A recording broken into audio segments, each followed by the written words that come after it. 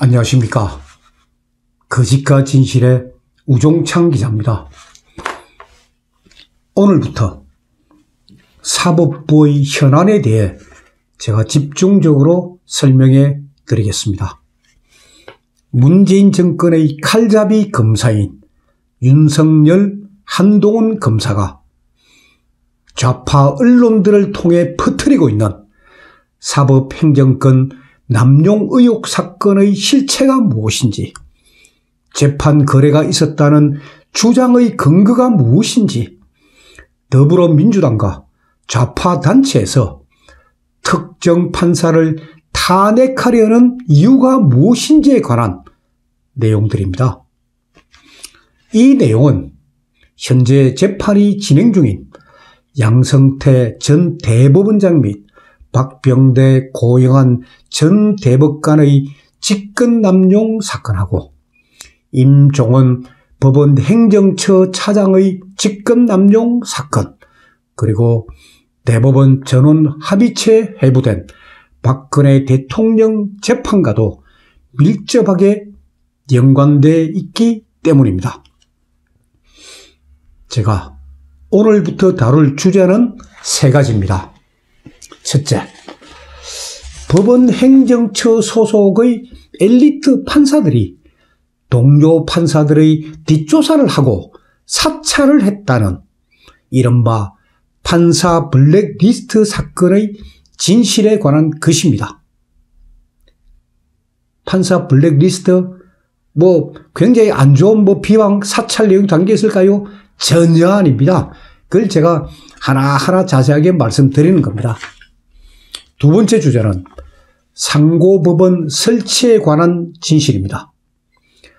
양성태 대법원장이 제왕적 대법원장이 되기 위해서 상고법원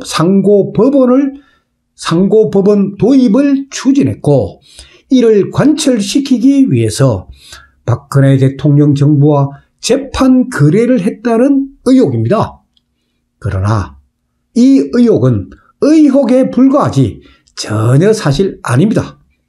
그래서 상고법원 설치 건이 언제, 누구에 의해, 어떤 이유로 거론이 되었고, 이에 대해서 국회에서 어떤 반응을 보였고, 그리고 국회의 거부로 상고법원 도입은 없는 일이 돼버렸다는 그런 일련의 진행 과정들을 제가 자세히 설명해 드릴 것입니다.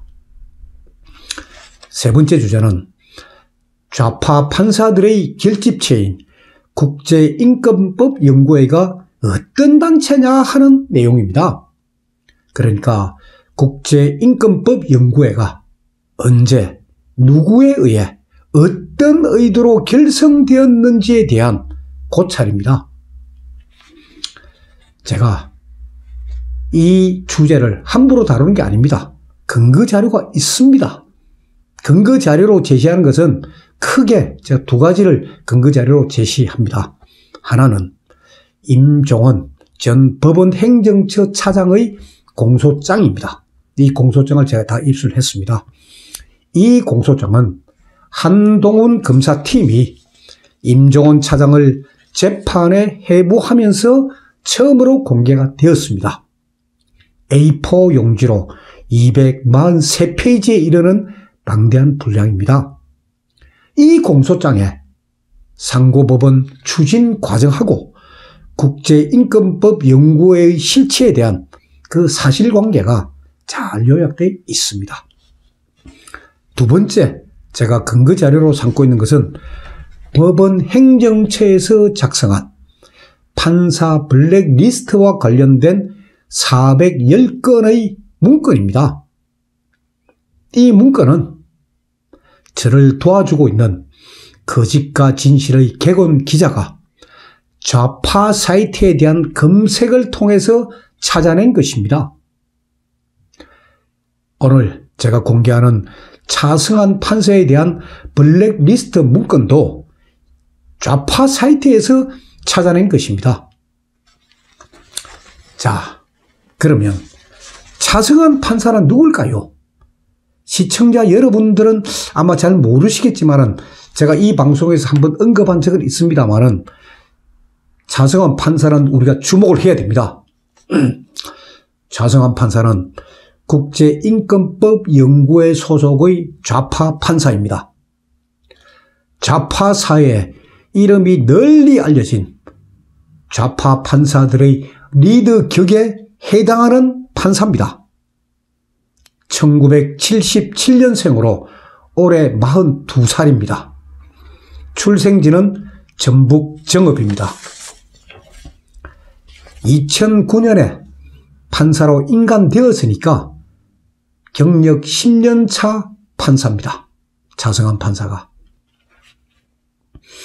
차성환 판사는 법관 전용 온라인망, 그러니까 판사들만 접근해서 글도 쓰고 쓸 수 있는 그런 온라인망이 있습니다. 그게 코트넷이라고 합니다. 이 코트넷에 2015년부터, 그러니까 2015년이면 차성환 판사가 판사로 인간된 지 거의 6년 차입니다. 그때부터 양성태 대법원장이 추진한 상고법원 도입 문제를 비판하는 글을 올리기 시작했습니다. 이때부터 이제 판사 사회에 주목을 받았고 법원 행정처에서도 차성환 판사에 대해서 관심을 가지게 된 겁니다.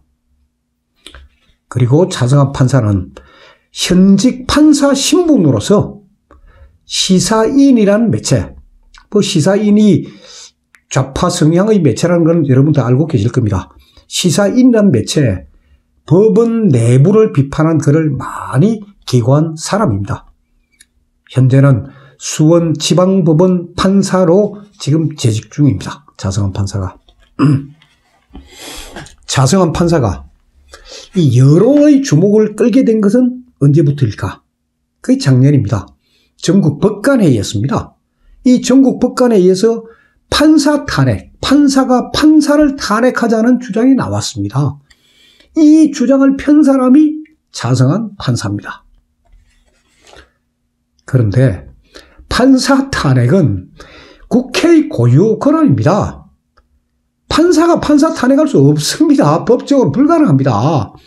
그렇게 되니까 차성환 판사는 국민청원을 통해서 판사를 탄핵하자 하는 그런 주장을 펼치고 있습니다. 지난 2월 8일 날 최인석 울산지방법원장께서 이 법관 전용 온라인망에 한 편의 글을 기고를 했습니다. 그러니까 최인석 법원장은 꼭 법관 퇴임 직전입니다. 2월 8일 날. 그때 올린 글 제목이 뭐냐? 살아서 역사의 증인이 되라 하는 글을 올렸습니다. 글 취지는 뭐냐? 글 취지는 이렇습니다. 작금의 시대 상황에 대해 후련함과 통쾌함을 느끼는 분도 계실 것이고 울분과 치욕과 수모를 느끼는 분도 계실 것이다. 울분과 치욕과 수모를 느끼는 분은 이 치욕과 수모를 참고 견뎌서 역사의 증인이 되라 하는 그런 내용입니다. 이 글을 올리고 난 뒤에 며칠 뒤에 2월 13일 날 최인석 법원장은 판사직을 떠났습니다. 퇴임했습니다. 그런데 이 글에 대해 가지고 차성환 판사가 바로 댓글을 달았습니다. 내용이 뭐냐? 사법농단 사태에 대해서 성찰과 반성의 말씀은 없으시고 그게 떠나는 분이 하실 말씀인가? 역사의 증인이 되라는 말이 떠나는 분이 하실 말씀인가? 그리고 선배 판사, 후배 판사란 말은 이참에 버리면 좋겠다. 아니, 법원이 뭐 초중고 대학도 아니고 모두가 동등해야 할 법원이지 무슨 선배 판사, 무슨 후배 판사가 있느냐. 그러니까 판사라면은 1년차 판사든 10년차 판사든 뭐 대법관이든 모두가 동등한 판사이지. 아니, 선배 판사가 어디 있고 후배 판사가 어디 있느냐. 그러니까 대법원에서 판결도 대법원의 판례도 아니 판사가 그 마음대로 바꿀 수 있다. 이런 주장을 펴는 판사예요. 참으로 진짜 오만하고 독선적인 판사가 아닐 수 없습니다. 지금부터 법원 행정처에서 작성한 차승환 판사에 대한 블랙리스트 내용을 한번 살펴보겠습니다. 법원 행정처 기획조정실에서 2015년 8월 18일, 그러니까 상고법원 이 도입건이 한참 논의될 때입니다. 2015년 8월 18일에 작성한 블랙리스트 문건, 이른바 블랙리스트 문건의 첫 장이 어떻게 되어 있느냐? 첫 장은 차승환 판사의 개인 프로필입니다. 어느 고등학교를 졸업했고, 어느 대학 나왔고, 언제 판사 임용됐고, 그리고 이제 차승환 판사가 그 코트넷, 법관 전용 온라인망에 올린 글을 쫙 소개를 해놨습니다. 그리고 그 글에 대한 판사들의 반응을 소개를 했습니다. 그리고 있는 대로 쭉 소개를 한 겁니다. 그 다음에 차승환 판사의 성향에 대한 평이 소개가 되어 있습니다. 그래서 저도 자세히 읽었죠. 내용이 이렇습니다. 제가 읽어드리겠습니다. 재판 준비에 매우 철저한 성실한 성격의 소유자. 재판 전날은 거의 밤을 새우고 수시로 야간 및 주말 근무를 하였다. 사건 메모를 하다가, 그러니까 이제 기록을 보면서 이거 사건 재판에 대비해서 기록을 보면서 이제 메모를 하다가 아버지 임종을 지키지 못하였다고 함. 이렇게 적혀 있습니다. 평이 비방하는 내용 전혀 없습니다. 제가 언젠가 시청자 여러분들께서 요구하시면 제가 이 차승환 판사의 블랙리스트 문건, 그 문건은 제가 이 거짓과 진실에 다 그대로, 전문 그대로 제가 올려드리겠습니다. 그리고 이 차승환 판사가 왜 상고법원 그 도입, 왜 반대했느냐, 그 이유도 쫙 나와 있고, 그러면서 차승환 판사는 상고법원 도입 대신에 두 가지 대안을 제시를 합니다. 대안. 하나는 뭐냐? 함부로 상고를 못하게 하자는 거예요. 그리고 함부로 상고를 못하게 상고 제한제를 추진하자는 거예요. 아니, 우리 헌법에 누구든지 세 번의 재판을 받을 권리가 있습니다. 근데 재판받을 권리를 두 번으로 제한하겠다. 그러니까 쓸데없이 뭐 상고하는 거 막겠다, 제한하겠다 하는 게 차승환 판사의 주장입니다. 이 발상 저는 아주 잘못되었다고 생각합니다. 두 번째, 상고법원 도입 대신에 주장한 건 뭐냐? 판사들의 가중한 업무를 줄여주는 방안으로 이 법관의 정원을 대폭 늘리자 하고 주장을 합니다. 독일처럼 그 재판을 하려면은 우리 현재 판사 수보다도 1.5배 내지 2배는 더 많아야 된다. 그 숫자가 얼마나 되느냐? 거의 500명에서 1,500명 됩니다. 그런 주장을 하고 있는데 그건 현실적으로 불가능합니다. 판사 정원 법에 정해져 있습니다. 그걸 어떻게 대법원이 마음대로 올립니까? 다 국회 통과해야 되고, 행정안전부에서 정부조직법 바꿔야 되고, 기재부에서 예산 만들어야 되고, 이게 쉬운 일이 아닙니다. 그래서 법원 행정처에서는 이 차승환 판사의 이 주장이 잘못되어 있으니까 논리적으로 이제 설득을 하려고 합니다.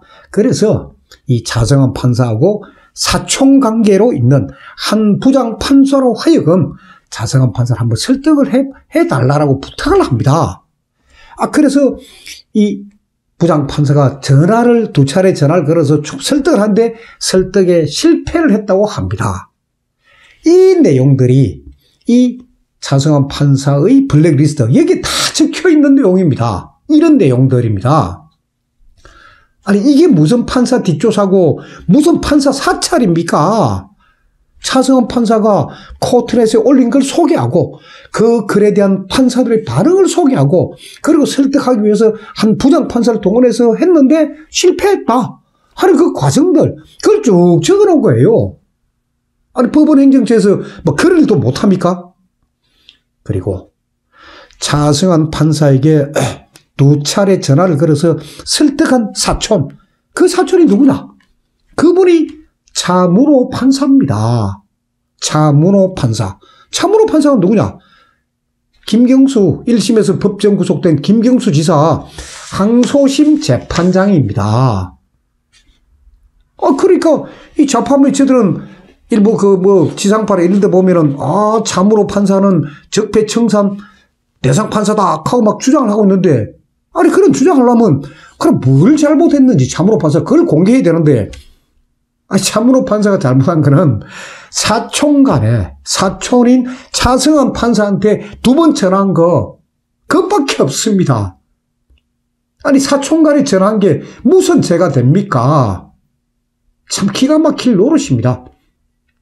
차승원 판사의 이런 주장하고, 그리고 상고법원 도입이 어떻게 추진됐고 그 자세한 내용들, 그건 다음 시간에 제가 계속해서 말씀드리도록 하겠습니다. 이 판사 블랙리스트 문건을 410건의 문건을 보면서 저는 법원 행정처에서 당연히 해야 할 일을 했는데도 이게 무슨 뒷조사고 이게 사찰입니까? 기가 막힙니다. 감사합니다.